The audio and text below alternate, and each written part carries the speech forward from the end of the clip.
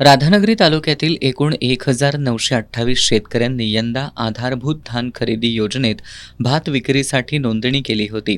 मात्र शासनानं तालुक्यातील केवळ 5,700 क्विंटल इतकीच खरेदी मर्यादा निश्चित केली. ही मर्यादा पूर्ण झाल्यानंतर खरेदी प्रक्रिया तात्काळ थांबवण्यात आली.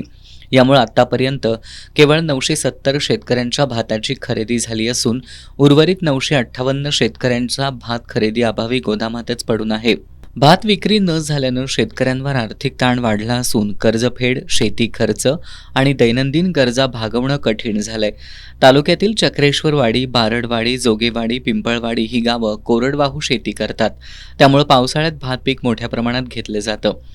आडमडेंग्या आधारभूत धान खरेदी योजनेमुळं शेतकरी अडचणीत आलेत.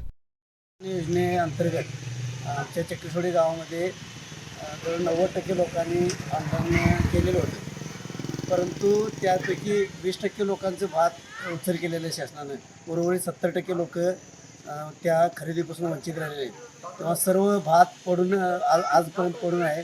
तेव्हा या गावामध्ये भात पीक एकच आहे. तेव्हा शासनानं या लोकांचं भात खरेदी करून लवकरात लवकर भात उचल करण्याची व्यवस्था करावी.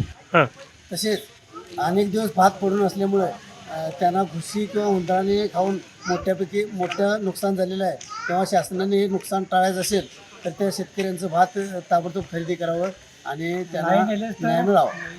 शासनाच्या या मर्यादित धोरणामुळे आधारभूत धान खरेदी योजना शेतकऱ्यांसाठी दिलासा देण्याऐवजी डोकेदुखी ठरत असल्याची भावना व्यक्त होतीये.